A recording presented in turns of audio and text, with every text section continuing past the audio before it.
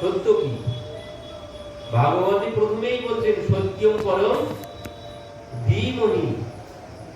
ভাগবত বলছেন সত্যম পরম ধীমহি, আমরা সেই পরম সত্যের ধ্যান করি।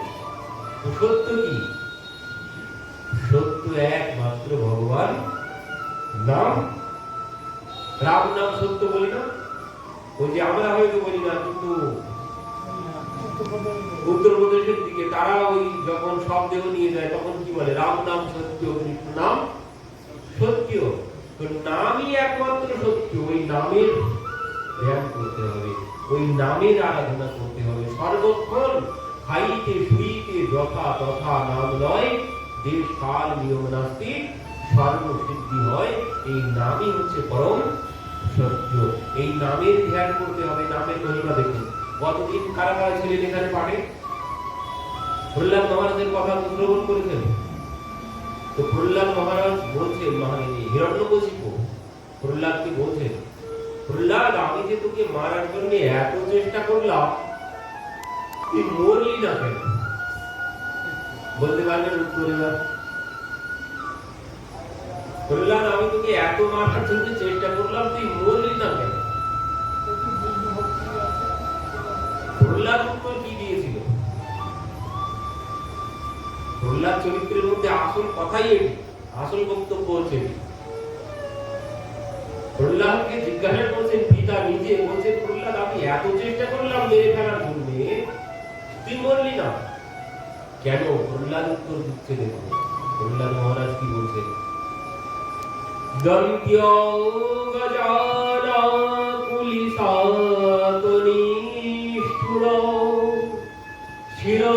শিরোনায়তে তেন অবলম্বময়িত মহাবিপত্ত্যা বিনাশানায়ম জনার্দনানুস্মরণো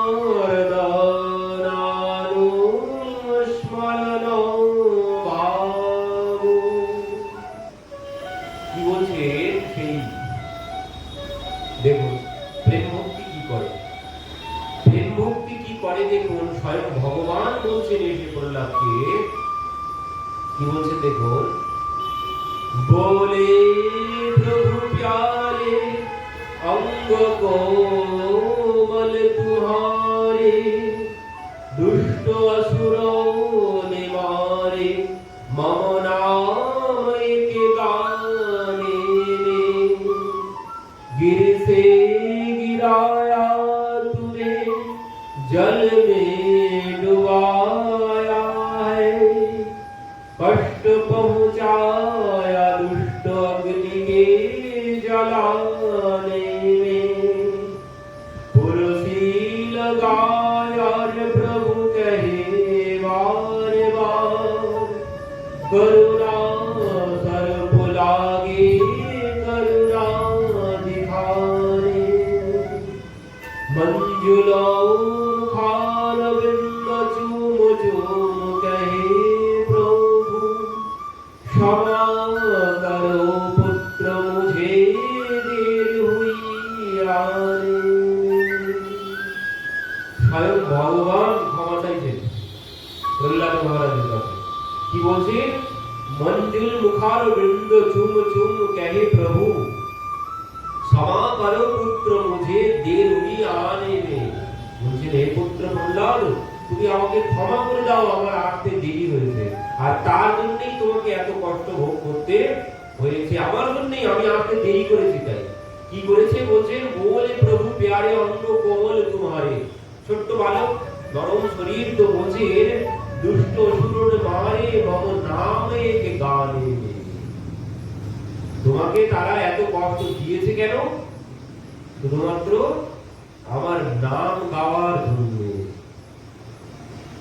বলছেন দুষ্ট असुरों ने मारे मम नाम एक गाने में, गिर से गिराया तुम्हें जल में डुबाया। বলছেন পাহাড়ের থেকে তোমাকে ফেলে দিয়েছে, জলের মধ্যে তোমাকে ডুবিয়েছে, কষ্ট পৌঁছায় দুষ্ট অগ্নিকে জ্বালানে में। বলছেন আগুনের মধ্যে তোমাকে পুড়িয়েছে। এত কষ্ট তুমি কেন পেয়েছো? বলছেন পাগলা হাতির পায়ের তলায় তোমাকে দিয়েছে। স্বয়ং ভগবান বলছেন আমার জন্য, আমার জন্য। কেন? তুমি আমার নাম করেছো তাই, তুমি আমার নাম করেছো তাই তোমাকে এত কষ্ট ভোগ করতে হয়েছে। তো ভগবান ক্ষমা চাইছেন, বলছেন আমার আসতে দেরি হয়েছে তাই তোমাকে এত কষ্ট ভোগ করতে হয়েছে। তাহলে ভগবান বললেন তো উত্তর কি বলছেন? আমার নাম গাওয়ার জন্য তুমি এত কষ্ট পেয়েছো। তাহলে প্রহ্লাদ মহারাজ কি করতো? তিনি সর্বক্ষণ নাম জপ করতেন, সর্বক্ষণ নাম জপ করতেন। আর সে কথাই প্রহ্লাদ মহারাজ পিতাকে বলছেন। পিতা যখন জিজ্ঞাসা করছেন, প্রহ্লাদ এত চেষ্টা করলাম তোকে মারার জন্য, পাহাড় থেকে ফেলে দিলাম, আগুনের মধ্যে জ্বালালাম, জলের ডোবালাম, সর্বকুণ্ডের মধ্যে দিলাম, পাগলা হাতির পায়ের তলায় দিলাম, তবু তুই মরলি না কেন? তখন প্রহ্লাদ মহারাজ উত্তর দিচ্ছেন, দন্ত বাজানা কুল সাত নিষ্ঠুর, মানে এই যে দন্ত বাজানা, পাগলা হাতির নাম, পাগলা হাতির পায়ের তলায় দিয়েছিলে, আরো কত কত কষ্ট দিয়েছিলে, কিন্তু মহাবিপত্তিয়া বিনাশানায়ম জনার্দনানুস্মরণ ভাব। এই জন্য আমার কোনো কিছু হয়নি, আমি মরিনি। কেন? জনার্দনানুস্মরণ ভাব, বলছেন সর্বক্ষণ আমি সেই জনার্দন মানে ভগবান শ্রীকৃষ্ণ স্মরণ করছিলাম, ভগবানকে স্মরণ করছিলাম। এই জন্যে তুমি আমাকে মারতে পারো। আমি সর্বক্ষণ ভগবান নাম জপ করছিলাম, আর এই জন্য তুমি আমাকে মারতে পারবে। তো এই হচ্ছে নামের মহিমা। প্রহ্লাদ মহারাজ বলছে এটাই হচ্ছে নামের মহিমা। আর কি বলে? নামের মহিমা তো বটে, এই নামের ফল প্রেম গ্রহণ করলাম। তো সেই প্রেম ভক্তি তিনি লাভ করেছেন। এই নাম করতে করতে ঠিক একদিন প্রেম ভক্তি লাভ হবে। আর প্রেম ভক্তি যখন লাভ হবে, তখন ওই রাখে হরি মারে কে? ভগবান আমাদের সব দিক থেকে সাহায্য করবে। কখন? আমি নাম করছি তার জন্য নয়, কিন্তু আমি নাম করেছি তার জন্য নয়, তিনি যখন আমার নাম করবে, আমি যখন তার কাছে প্রিয় হয়ে যাব। তার কাছে প্রিয় হব কখন? বলেন এই নাম জপ করতে করতে, নাম জপ করতে করতে একদিন যখন তার কাছে প্রিয় হব, এই নাম জপ করতে করতে যখন প্রেম ভক্তি লাভ করব, আমি তখন তার কাছে প্রিয় হয়ে যাব, তিনি আমাকে ভালোবেসে ফেলবেন। আর তখনই তিনি আমাকে সর্বতভাবে ওই যোগক সেবক মহন, তিনি সব দিক থেকে আমাকে রক্ষা করবেন। কবিরদাসজিকে পায়ে শিকল বেঁধে ফেলে দেওয়া হলো। কবিরদাসজি বলছেন, প্রভু তোমার নামে ভববন্ধন কেটে যায়, আর এই শিকলের বন্ধন কি করবে? আর যেই বলেছেন শিকলের বন্ধন সব খুলে গেছে, কবিরদাসজি সাঁতার দিয়ে চলে এসেছেন কিনারায়। তো কি বলছিলাম, যেখানে মহাপ্রভু এসেছেন কোথায়? ঋষ্যমুখ পর্বতে। কেন এসেছেন? এসেছেন ওই প্রেম ভক্তির টানেই এসেছেন। আগে কখন এসেছিলেন? সেই রাম অবতারে এসেছিলেন। ওই যে বললাম না, প্রেমী ব্যক্তি যেখানে থাকবে, আমার ভালোবাসার ব্যক্তি যেখানে থাকবে, সেই গ্রামে আমার প্রিয় হবে। আমার ভালোবাসার মানুষ যেখানে থাকবে, সেই স্থানে আমার কাছে সব থেকে প্রিয় হবে। এই ঋষ্যমুখ পর্বতে মহাপ্রভু এসেছেন। কেন? কারণ আমার ভক্ত সেখানে ছিলেন, তাই আজ তো নেই, ছিলেন একদিন। এমনই হয়, ভালোবাসার মানুষ যেখানে থাকবে, সে যদি দূর দেশেও চলে যায়, কিন্তু এখন আর দেখা হচ্ছে না, তো কি করবো? সে যেখানে থাকতো সেখানেই বারবার দেখা, এভাবেই হবে। তো স্বয়ং ভগবান তিনি এসেছেন আজ সেই রাম অবতারে। তার ভক্ত সেখানে ছিল, তার প্রেমী ভক্ত সেখানে ছিল। আর সেই জন্য তিনি কলি যুগে, এখান থেকে 550 বছর, 500 বছর আগে, 550 বছর আগে তিনি আবার সেই স্থানে, সেই ত্রেতা যুগের কথা, কিন্তু ত্রেতা যুগে আমার ভালোবাসার মানুষ এখানে ছিল, তাই তিনি আজ আবার সেখানে এই কলি যুগে সেখানে গেছে। কেন? কারণ এই স্থান বড় স্মরণীয়। কেন? কারণ আমার সব থেকে প্রিয় ভক্ত হনুমানজি সাথে এইখানেই প্রথম সাক্ষাৎ হয়েছিল, এই ঋষ্যমুখ পর্বতে। এই জন্য মহাপ্রভু ঘুরে ঘুরে ওই যে ভালোবাসার মানুষের সাথে যেখানে দেখা হবে, সেই স্থানটাও আবার প্রিয় হয়ে যাবে। আর সেই জন্য মহাপ্রভু ঘুরে ঘুরে আজ এখানে এসে উপস্থিত হয়েছে হনুমানজির সাথে, এখানেই সাক্ষাৎ হয়েছিল এই ঋষভমুখ পর্বতে। যখন সেই সুগ্রীব এখানে থাকতো এই ঋষভমুখ পর্বতে, যখন বালি তাড়িয়ে দিল তখনই সুগ্রীব এইখানে এসে কি বলছেন দেখো রামচরিতমানসে, आगे चले वहो रीरा घुराया ऋषमुख पर्व तोनियोराया ताहराहु सचिव सहित सुग्रीवा आगत देखी अतुल भल सीवा।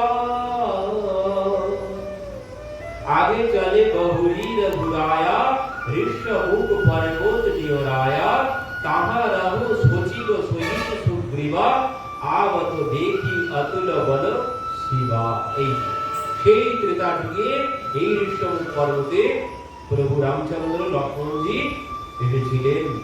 আর এই কলিযুগে পুনরায় সেই রামচন্দ্র সেই মহাপ্রভু সেইখানে গিয়ে উপস্থিত হয়েছেন। কেন বলছেন, সেখানে ওই সুগ্রীব থাকতো, বন্ধু সুগ্রীব থাকতো এই ঋষভমুখ পর্বতে।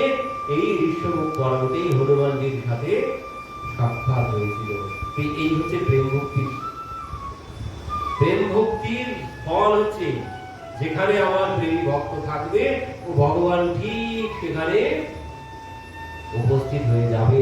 আর কেমন দেখুন প্রেমের টান, সেই ত্রেতা যুগের প্রেমের জন্য আর কলি যুগে তিনি সেখানে যাচ্ছেন। এই জন্যই প্রেম ভক্তি সাধুকার, এমনি এমনি নয়। এই প্রেম ভক্তির জন্য পরবর্তীতে আরো দেখুন সুগ্রীব প্রসঙ্গ তো অনেক বড়। পরবর্তীতে দেখুন কি হচ্ছে এখানে, মহাপ্রভু আরো কোথায় গেছেন। ঋষভমুখ পর্বতে আইল দণ্ডকারণ্য সপ্ত তাল বৃক্ষ তাহা কানন ভিতর অতি বৃদ্ধ অতি স্থূল অতি উচ্চতর। এবার কোথায় গেলেন, সেখান থেকে সপ্ত তাল বৃক্ষ তাহা কানন ভিতর। সেই ঋষভমুখ পর্বতে সেখানে বনের মধ্যে 7টি তাল বৃক্ষ সেই ত্রেতাযুগ থেকে দাঁড়িয়ে আছে। 7টি তাল বৃক্ষ ত্রেতাযুগ থেকে দাঁড়িয়ে আছে, কলিযুগ পর্যন্ত দাঁড়িয়েছিল। সেখানে মহাপ্রভু গিয়েছেন। আজ মহাপ্রভু যাওয়ার পর কি হয়েছে দেখুন, বলছে অতি বৃক্ষ অতি স্থূল অতি উচ্চতর সপ্ত তাল দেখি প্রভু আলিঙ্গন কইল। সেই 7টি তাল গাছকে মহাপ্রভু গিয়ে আলিঙ্গন করলেন। সশরীরে সপ্ত তাল বৈকুণ্ঠে চলিল। 7টি তাল গাছ সশরীরে আজ বৈকুণ্ঠে গমন করলেন মহাপ্রভু। তাদেরকে গিয়ে আলিঙ্গন যখন দিয়েছেন, এই সপ্ত তাল বৃক্ষ সেই ত্রেতাযুগ থেকে দাঁড়িয়ে আছে এখানে। কেন? কারণ দেখুন, এই যে যখন সুগ্রীবের সাথে প্রভুর মিত্রতা হলো, সুগ্রীবের সাথে যখন প্রভুর মিত্রতা হয়েছে, পরবর্তীতে প্রভু বলছেন সুনহ সুগ্রীব মারিহ বালিহি একহিমান ব্রহ্ম রুদ্র শরণাগত গেউ নো উবরহি প্রাণ। সুগ্রীবের সাথে যখন মিত্রতা হয়েছে, সুগ্রীবকে তাড়িয়ে দিয়েছে বালি, তো রামচন্দ্র বলছেন সুনহ সুগ্রীব মারিহ বালিহি একহি বাণ, এক বাণী আমি বালিকে বধ করব। ব্রহ্ম রুদ্র শরণাগত, ব্রহ্মা এসেও রক্ষা করতে পারবে না, মহাদেব এসেও তাকে রক্ষা করতে পারবে না, আমি এক বাণী তাকে বধ করব। আর যখন এই কথা বলেছেন তখন সুগ্রীব কি বলছেন, সুগ্রীব বলছেন যে দেখো তুমি যে বধ করবে বালিকে, বালি কত বড় বলবান তুমি জানো? কত বড় বলবান? সুগ্রীব বলছেন দুন্দুভি অস্তি তাল देख राये बिनु प्रयास रघुनाथ दाए। সেখানে সুগ্রীব কি করলেন, প্রভুকে নিয়ে একজন দুন্দুবি রাক্ষসের অস্থি পড়ে আছে, সেই অস্থি দর্শন করালেন প্রভুকে সুগ্রীব। পরবর্তীতে তাল ওই 7টি তাল গাছকে তিনি দর্শন করালেন। দর্শন করিয়ে বলছেন যে দেখো, তুমি যে বালিকে বধ করবে বলছো, এক বাণে বালির ক্ষমতা সম্পর্কে তোমার হয়তো আইডিয়া নেই। বালি এই দুন্দুবি রাক্ষসকে বধ করেছিল, অতি বলশালী। এ হচ্ছে রাবণের শালা সম্পর্ক হয়, মন্দোদরীর ভাই ছিল এই দুন্দুবি রাক্ষস। তো তাকে বধ করেছিল বালি, তার সেই অস্থি সেখানে পড়ে আছে। এর মতো শক্তিশালী রাবণের থেকেও শক্তিশালী ছিল, তো তাকে বালি বধ করেছে। আর তুমি বলছো তুমি বালিকে এক বাণে হত্যা করবে। এই যে 7টি তাল গাছ দেখতে পাচ্ছ, এই তাল গাছগুলোকে বালি এক বাণে তাল গাছ 7টিকে বিদ্ধ করতে পারে। তুমি পারবে? আর যেই বলেছেন প্রভু সঙ্গে সঙ্গে ধন্যবাদ দিয়েছে, নিয়ে এক বাণে ওই 7টি তাল গাছকে বিদ্ধ করেছে, এক বাণে। আর এই দর্শন করেই সুগ্রীব মনে ভরসা পেলেন যে উনি আমার ভাইকে বধ করতে পারবেন। তো সেইখান থেকে সেই তাল বৃক্ষ দাঁড়িয়েছিল এই কলিযুগ পর্যন্ত, সেই 7টি তাল বৃক্ষ। আর আজ মহাপ্রভু সেখানে গিয়ে সেই তাল বৃক্ষ 7টিকে আলিঙ্গন করলেন, আর সেই তাল বৃক্ষ সব সশরীরে আজ ভগবত ধাম গমন করলেন। আর এই দেখে দেখুন, সশরীরে সপ্ত তাল বৈকুণ্ঠে চলিল, শূন্য স্থান দেখি লোকের হইল চমৎকার, লোক কহে এই সন্ন্যাসী রাম অবতার। সমস্ত লোকজন তারা সবাই দর্শন করে বলছে, এ সন্ন্যাসী কেউ নয়, স্বয়ং প্রভু রামচন্দ্রই, তিনি এসেছেন এই সন্ন্যাসীর বেশে। না হলে আজ এই 7টি তাল গাছ এইভাবে এখান থেকে অদৃশ্য হয়ে যেত। আমরা অনেকেই ভেদ খুঁজি, রাম আর মহাপ্রভুর মধ্যে ভেদ খুঁজি, কিন্তু এখানে কি বললেন, লোক কহে এই সন্ন্যাসী রাম অবতার, ইনি অন্য কেউ নন। পরবর্তীতে আবার দেখুন আরো প্রমাণ দিন, প্রেম ভক্তির ক্ষমতা দেখুন কেমন। পরবর্তীতে কি হচ্ছে দেখুন, ওইছে শক্তিকার হয় বিনা এক রাম, প্রভু আসি কইলা পম্পা সরোবর স্নান। সবাই বলছেন এমন শক্তি প্রভু রামচন্দ্র ছাড়া আর কারোর মধ্যে নেই। 7টি তাল গাছ তারা বৈকুণ্ঠ চলে গেলেন। তো পরবর্তীতে মহাপ্রভু সেখান থেকে এলেন কোথায়, পম্পা সরোবর এসে স্নান করলেন। অতি প্রিয় জায়গা, কেন? আমার প্রেমিক সেখানে থাকতো। পম্পা সরোবরে এসেছেন তিনি, এখানে এসেছেন কেন? এখানেও আমার প্রেমিক থাকতো, আমার প্রেমিক ভক্ত এখানে থাকতো। এই জন্য তিনি এই সরোবরে এসে আর স্নান করেছেন। এখানে কে থাকতো? পম্পা সরোবরে কে থাকতো? পম্পা সরোবরে থাকতেন সেই শবরী মাতা। পম্পা সরোবরের পাশে শবরী মাতা থাকতেন। আর মহাপ্রভু সেখানে এসেছেন কেন? আর ওই দিন প্রেম বেঁধে রেখেছে, আমার প্রেমী এখানে থাকতো, এই জন্য তিনি সেই স্থানে পুনরায় এই কলিযুগে সেখানে গিয়ে উপস্থিত হয়েছেন। এই শবরী মায়ের প্রেমে তিনি তো বাধা পড়ে গিয়েছিলেন শবরী মায়ের কাছে। শবরী মায়ের কেমন প্রেম দেখুন, শবরী মা তিনি এইখানে থাকতেন। তিনি যখন বিবাহের দিনে গৃহত্যাগ করেছিলেন, নিজের বিবাহের দিনে, প্রেম ভক্তি ছাড়া সম্ভব? ভগবত চরণে যদি প্রেম ভক্তি না থাকে কোনদিন সম্ভব নয়। নিজের বিবাহ আগামীকাল, আগের দিন মাকে জিজ্ঞাসা করছে, মা এত ছাগল ভেড়া কি জন্য? বলছেন আগামীকাল তোর বিবাহ, তো সেই জন্য সবাই আত্মীয় বন্ধু বান্ধব তারা আসবে, তো তাদেরকে খাওয়ানো হবে, তাদেরকে খাওয়ানো হবে। সবরী মাতা বলছেন, হায় হায়, আমার বিবাহের জন্য এই অবলা জীব জন্তু এরা সব প্রাণ হারাবে। তো সঙ্গে সঙ্গে তিনি সেই রাত্রিতেই কি করলেন, সেই ছাগল ভেড়া তাদের বন্ধন সব খুলে দিলেন, দিয়ে ইনিও চলে গেলেন। তো তিনি যখন এদেরকে খুলে দিয়েছেন, তখন সেই ছাগল ভেড়া তারা কি বলছে, তারা বলছেন যে দেখো, তুমি যেমন আমাদের বন্ধন মুক্ত করে দিলে, ঠিক তেমন তোমারও বন্ধন ভগবান মুক্ত করে দেবেন। কোন বন্ধন? এই যে পুনরপি জন্মনম পুনরপি মরণম পুনরপি জননী জঠরে শয়নম, এই বারবার জন্মগ্রহণ আর বারবার মৃত্যুবরণ। বলছেন তুমি যেমন আমাদের বন্ধন খুলে দিলে, আর তোমার বন্ধনও ঠিক ভগবান একদিন খুলে দেবেন। তো এইভাবে তিনি সেখান থেকে চলে এলেন এইখানে, এই পম্পা সরোবরের পাশে তিনি থাকতেন। এখানে বসে বসে কি করতেন, এই সরোবরের পাশেই সমস্ত সাধু সন্ত ঋষি মহর্ষি তারা থাকতো। আর এই জন্য ইনি এখানেই এসে জায়গা নিয়ে তিনি কি করতেন, এই সাধু সন্ন্যাসী তাদের সেবা করতেন। তো কিভাবে সেবা করবেন? সাধু সন্ন্যাসী তো কোন স্ত্রী জাতির সেবা গ্রহণ করেন না সন্ন্যাসীরা। তো ইনি সেবা করেন কিভাবে? সম্মুখে যান না, কি করেন, এই সাধু সন্ন্যাসীরা যেখানে ওই বাহ্য ক্রিয়া করেন, মলত্যাগ করেন যেখানে, সেই স্থানকে ইনি পরিষ্কার করে আসতেন, সেইখানে গিয়ে জল মাটি রেখে আসতেন। আর এই করতে করতে একদিন মাতঙ্গ ঋষি ভাবছেন কি ব্যাপার, এই পথ মানে যে পথ দিয়ে সাধুরা যায় সেই পথ কেন পরিষ্কার, এই পথকে পরিষ্কার করলো, যেখানে বাহ্য ক্রিয়া করেন সেই স্থান কেন পরিষ্কার করা, এখানে জলকে রেখে যায়, এখানে মাটিকে রেখে যায়, এই ইনি ভাবতে শুরু করেছেন।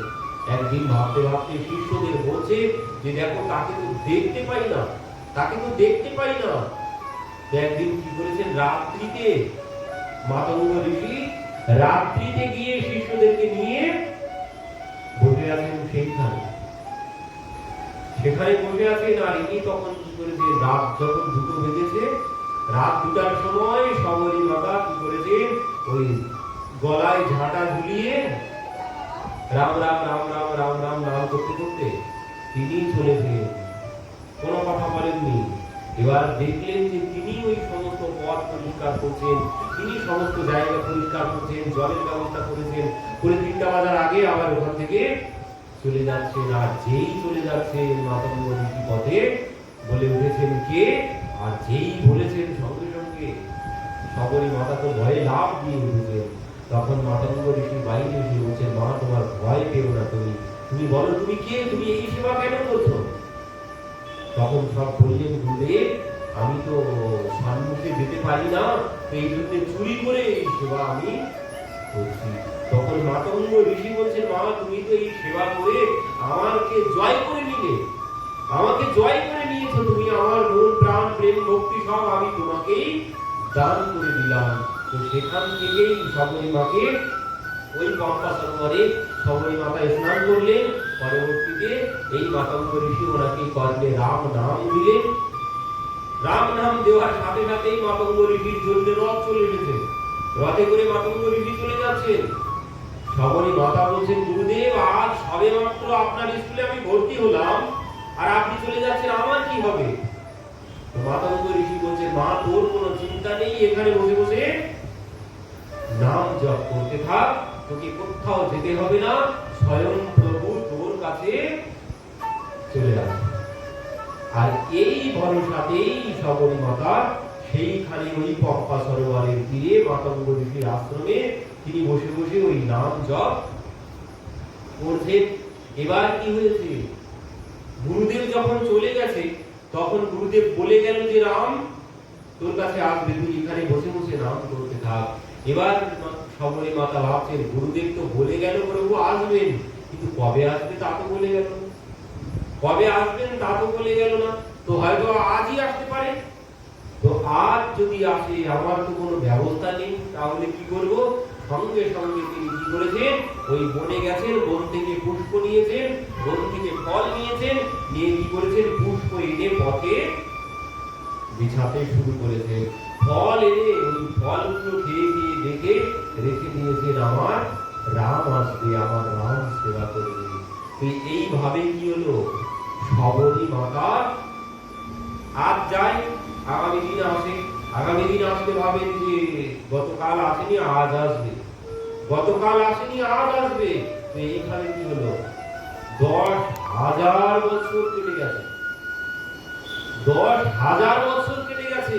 তিনি বসে বসে রাম রাম রটতে রটতে बीती रे उमरिया, कब आओगे रघुनंदन राम, बिलनी की डगरिया। राम राम रटते रटते बीती रे उमरिया। বলছেন প্রভু জীবন তো যেতে বসেছে, এই রাম রাম রাম রাম জপ করতে করতে তো আমার জীবন যেতে বসেছে। প্রভু তুমি আর কবে আসবে, প্রভু তুমি আর কবে আসবে। এবার প্রেমিক প্রেমিক যে হয় তার কাছে কিন্তু আর জড় চেতন কোনো কিছু থাকে না, তার কাছে জড় বলে আর কোনো কিছু থাকে না। বিরহ এমনই বিষয়, ওই যে একটা গান আছে, বিরহ বড় ভালো লাগে। বিরহ কেন? বিরহ ভগবান দিয়েছিলেন গোপীদেরকে। কেন? বিরহ ছাড়া প্রেম পূর্ণতা পায়, বিরহ ছাড়া প্রেম পূর্ণতা পায় না। বিরহে কি হয়? বিরহে সর্বত্র ভালোবাসার মানুষকে দেখা যায় যখন বিরহ আছে। আর এই জন্যই ভগবান বৃন্দাবন ছেড়ে মথুরায় চলে গিয়েছিলেন 100 বছরের জন্য বিরহ দেওয়ার জন্য। বিরহ ছাড়া ভালোবাসা পূর্ণতা লাভ করে না, পূর্ণতা পায় মানে ভালোবাসা বৃদ্ধি পায় বিরহেই। তো এই যে ইনি নাম জপ করেছেন যে রামা রামা রটতে রটতে बीती रे उमरिया, বলছেন প্রভু আমার তো জীবন যেতে বসেছে, তুমি আর কবে আসবে। তো একদিন কি হয়েছে, একটি কাক এনার ঝুঁকির উপরে এসে বসেছে, আর সেই কাকের সাথেই কথা বলছেন। যখন গোপীদেরকে বিরহ দিয়ে গিয়েছিলেন, স্বয়ং রাধারানীও কাকের সাথে কথা বলেছিলেন, রাধারানী কাকের সাথে কথা বলেছিলেন। এখানেও ঠিক একই ভাবে সবরী মাতা সেই কাকের সাথেই কথা বলছে। কি বলছে? बोल बोल कागा मेरे राम कब आएंगे, भीलनी की झोपड़ी के भाग खुल जाएंगे। बोल बोल कागा मेरे राम कब आएंगे, उड़ जा रे कागा लदे राम की खबरिया, आएंगे धनुषधारी कलसी डगरिया, अखिया बिछारू जहाँ चरण धारेंगे। बोल बोल कागा मेरे राम कब आएंगे। এই বিরহ যখন তীব্র হয়ে গেছে, একটি কাকের সাথে তিনি বলছেন যাও গিয়ে সংবাদ নিয়ে এসো, তুমি তো উড়ে অনেক দূর যেতে পারো, তো গিয়ে দেখে এসো আমার রাম কোথায় আছে, সে কবে আমার কাছে আসবে। এইভাবে সবরী মাতা যখন কথা বলছেন কাকের সাথে, কথা বলতে বলতে এদিকে কি হচ্ছে, সম্মুখেই দেখছেন যে তারা দুইজন আসছেন। এদিকে প্রভু আর থাকতে পারলেন না, এই বিরহ তিনি আর সহ্য করতে পারলেন না। তিনি এবার সবরী মায়ের আশ্রমের দিকে চলতে শুরু করেছেন। প্রভু এবার সবাইকে জিজ্ঞাসা করছেন যে আমার সবরী কোথায় থাকে। সমস্ত ঋষি মহর্ষি যারা ওই পম্বা সরোবরের চারিদিকে যারা থাকতো তাদের কাছে জিজ্ঞাসা করছেন। এবার তাদের কাছে জিজ্ঞাসা করছেন, তাদের কাছে যাচ্ছেন না, গিয়ে শুধু জিজ্ঞাসা করছেন আমার সবরী কোথায় আছে। কেন? কারণ এই যে সাধু সন্ন্যাসী যারা ছিল তাদের মধ্যে আবার বড় অহংকার ছিল। নাম জপ যারা করে তাদের মধ্যেও অহংকার হয়, যারা সেবা করে তাদের মধ্যেও অহংকার হয়। আমি এতদিন প্রভুর সেবা করছি, আমি এতদিন নাম জপ করছি, আমি এত নাম জপ করছি, মধ্যেও কিন্তু একটা অহংকার আছে। আর এই অহংকার বসে সেই সমস্ত সন্ন্যাসীরা যারা সাধু সন্ত ছিল, তারা ভাবছেন আমার মতো সাধক আর নেই, প্রভু যদি আসে আমার কাছেই আসবে, আমার কাছেই আসবে, আমি এত কষ্ট করে পরিশ্রম করছি, আমার মতো জ্ঞানী আর কেউ নেই, আমার মতো তপস্বী আর কেউ নেই, প্রভু যদি আসে তো আমার কাছেই আসবে। এই যে তাদের কাছে তিনি যাননি কেন? এই যে তপস্যার অভিমান তাদের হয়ে গেছে। নাম জপ করতে করতে যদি অভিমান চলে আসে, সেবা করতে করতে যদি অভিমান চলে আসে, অহংকার চলে আসে, তাহলে প্রভু আর তোমার কাছে আসবে না। তো এই যে তাদের অহংকার হয়েছিল, এই জন্য প্রভু তাদের কাছে গেলেন না, তাদের কাছে গিয়ে জিজ্ঞাসা করছেন। কেন জিজ্ঞাসা করছেন? বলছেন তোমরা এই সাধু সন্ন্যাসীরা আবার এই শবরী মাতাকে দেখতেই পায় না, এরা সহ্য করতে পারে না, ওই যে শবরী নিচু জাতের, এই জন্য তারা তাকে দেখতে পায় না। তো এই জন্য পরবর্তীতে প্রভু তাদের কাছে গিয়ে জিজ্ঞাসা করছেন যে দেখো আমি এসেছি কাদের জন্য? তোমার জন্য নয়, তোমাদের জন্য নয়, আমি এসেছি আজ ওই শবরীর জন্য, যাকে তোমরা ছোট জাত বলতে, যার ছায়াও তোমরা ঢুকাতে না, তার জন্য আমি এসেছি, এই বোঝানোর জন্য। তিনি জানেন না, তিনি জানেন না। পুছে রঘুবরে জি কাহা মেরি শবরী, সবার কাছে গিয়ে জিজ্ঞাসা করছেন আমার শবরী কোথায়? তো শবরী কোথায় তিনি জানেন না, জিজ্ঞাসা করতে হবে। তিনি সব জানেন, কিন্তু জিজ্ঞাসা করছেন কেন? জানানোর জন্য, তোমাদের জন্য আমি আসিনি, আমি এসেছি ওর জন্য, তোমরা যাকে অবজ্ঞা করো, তোমরা যাকে অবজ্ঞা করো। আর এই প্রভু জিজ্ঞাসা করতে করতে আসছেন, আর এমন সময় শবরী মাতা ঘুরে দেখছেন যেন ওই রাস্তা দিয়ে কিন্তু কেউ আসে না, ওই ভুল বিছানো রাস্তায় কেউ আসে না। আজ দুইজন আসছেন শবরী মাতা, ভেবেছেন তাহলে আমার প্রভু ছাড়া আর কেউ না, এই পথে কেউ তো আসে না। শবরী মাতার আর তিনি আর ধৈর্য ধরতে পারছেন না। শবরী দেখি রাম গৃহ আয়ে, মুনিকে বচন সমঝ জীবায়ে, সরসী জলোচন বাহু বিশালা, জটামুকুট শিরি উর্বনমালা,